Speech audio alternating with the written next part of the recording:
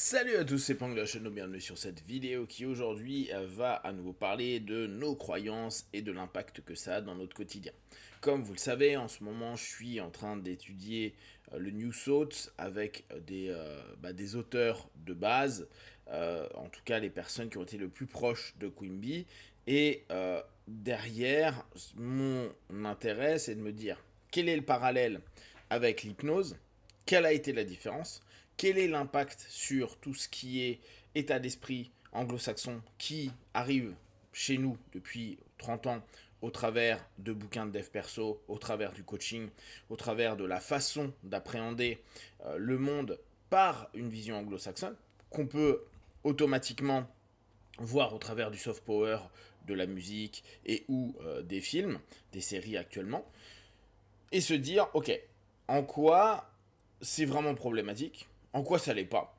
Et toujours dans ma réflexion qui est là bien avant que je me fixe sur le New Thought, de me dire, c'est hyper compliqué le principe de croyance parce que s'il ne change pas le monde, et il ne change pas forcément notre monde, il nous permet d'avoir un ensemble de filtres de la vie, de biais, mais on va plutôt parler de filtres, qui nous amènent à confirmer, valoriser, mettre en avant, nous mettre dans des trans qui, à certains moments, vont nous permettre d'être hallucinatoires. C'est-à-dire, je ne me fixe que sur certains éléments, donc je ne vois pas d'autres éléments. On pourrait limite se dire qu'à certains moments, on va être ultra naïf, parce qu'on va avoir cette volonté de voir le résultat de notre croyance devenir quelque chose de concret. On pourrait se dire certaines hallucinations religieuses, spirituelles, ésotériques, sont du même acabit. C'est-à-dire que c'est souvent des personnes qui ont des croyances déjà initiales, qui vivent des choses dont la symbolique a un sens pour eux. La croyance a donc quelque chose d'absolument génial, qui moi me turlupine parce que à partir du moment où on valide nos propres croyances, on valide une forme de réel qui n'est pas réel et de fait qui n'est pas réellement les faits, mais on va le voir d'une certaine façon et pour nous, voire même notre cerveau va nous donner les infos qu'on veut, va nous permettre de confirmer ce que l'on veut. Souvent quand je m'interroge sur ça, je me dis, est-ce que c'est pas une notion psychopathologique qui m'intéresse à me demander si nous tous, et là ça revient à des philosophies, que ce soit grecques ou orientales, qui vivons dans une espèce de fausseté de perception, d'illusion, et par rapport à psychopatho, est-ce qu'on n'est pas en train de créer un monde qui n'est pas le monde réel? Donc c'est un questionnement sur le vrai, le réel, le faux, qui est hyper compliqué parce que selon nos croyances, on ne va pas voir les mêmes choses. On ne va pas ressentir la même chose. On ne va pas analyser les choses de la même manière. On ne va pas conclure de la même manière. Bref, c'est absolument génial et en même temps, pour moi, ça n'a pas tout à fait de réponse. D'où l'intérêt d'aller tenter de comprendre comment on arrivait à certains types de croyances.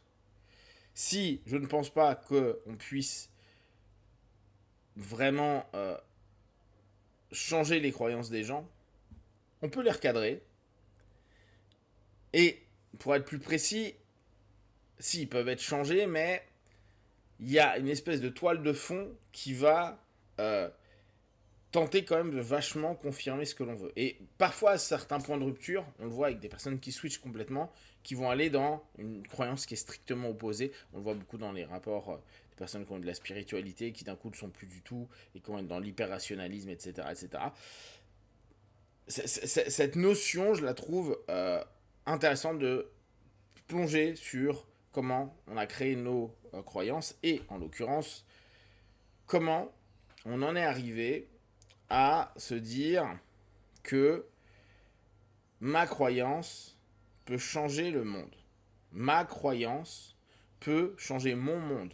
Ma croyance peut changer ma vie.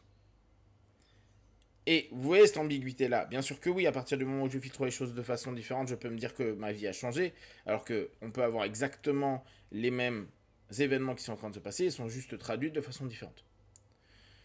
Ce qui me dérange un peu plus, c'est quand on commence à dire ça va changer le monde et qu'on commence limite à parler de façon matérialiste. Ma pensée là va faire que la personne en face de moi va me trouver cool, sympa, va me donner un job, va me faire trouver l'amour, va me faire devenir un méga pote avec quelqu'un, etc. Mon mindset, le fameux mindset qu'on exploite, donc l'état d'esprit, qu'on pourrait peut-être interroger comme état de croyance, aurait un impact. Et je vous dis, hormis le filtre et donc un ensemble de comportements qu'on pourrait créer, je suis d'accord sur cet aspect-là. C'est l'autre partie qui me dérange un peu plus. L'espèce de toute puissance, et c'est pour ça qu'on revient au New Thought, c'est pour ça qu'on revient à Queen Bee, qui nous amène à nous dire, non, non, mais à partir du moment où j'ai la bonne pensée, j'ai la bonne croyance, je peux, et on reprend les bases de Queen Bee, modifier les paramètres physiologiques de mon être. Et bien sûr, je comprends aussi parce que j'ai baigné dedans, parce que je suis dans le monde de l'hypnose, parce que j'ai vu des choses hyper intéressantes, que par moment, si on prend une seule condition, un seul élément, se dire ah bah oui, c'est parce que la personne s'est mise en transe à visualiser ou à auto-suggérer des choses que tel élément sur son corps s'est modifié. Guérison. Là, on parle vraiment de notion de base. Pourtant, d'après les analyses, et on pourra toujours dire oui, mais moi j'ai vu ou moi j'ai expérimenté. Là, ce que je cherche à comprendre, vu la complexité à mes yeux de ce qu'est la croyance, c'est de voir s'il y a eu des retours là-dessus. Comme je vous en avais fait part dans des lives, les personnes qui croient qu'elles vont guérir plus vite ne guérissent pas plus vite que des personnes qui n'y croient pas. Purement biologiquement parlant. Après, ça ne veut pas dire que la façon de vivre sa maladie, la façon peut-être même de se dire je suis un acteur de ma propre guérison et c'est pas simplement le temps ou les médicaments ou les experts où on a l'impression d'être objetisé par rapport à un système, par rapport à un concept, etc. etc. Ça ne donne pas une qualité par rapport à notre cheminement. Entre la croyance qui va me faire changer l'ensemble des filtres et donc mes comportements, mes façons de parler, peut-être mes façons de me comporter, etc.,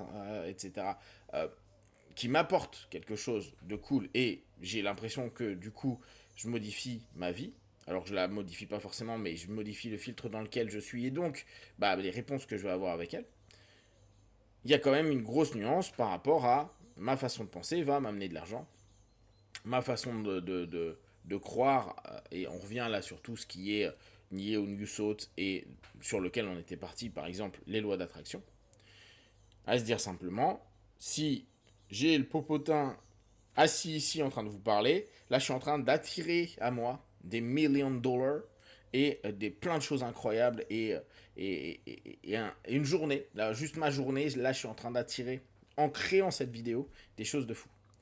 Ce qui est pas vrai. Et ce qui est factuellement pas vrai.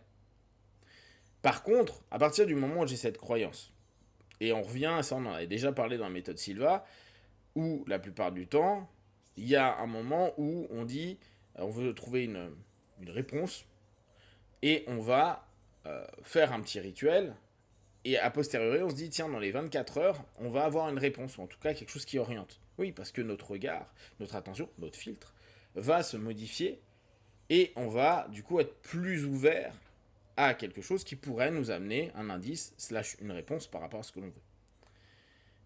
Toute cette partie-là, elle est OK. La partie qui amène à en réalité j'ai du pouvoir et c'est moi qui construis le monde dans lequel je suis et je vis, non, tu construis le filtre avec lequel tu vas voir le monde, mais tu ne vas pas construire le monde en tant que tel. Il ne changera pas par rapport à ce que tu es en train de mettre ou de projeter vis-à-vis du monde ou d'attendre de ce dernier-là. Cette nuance-là est celle sur laquelle je vous propose de vous interroger, de vous questionner, de tester et de voir à quel moment vous passez vers la croyance active magique versus la croyance qui donne une vision des choses différentes et donc des réponses qui le sont. Petite nuance, mais c'est assez amusant.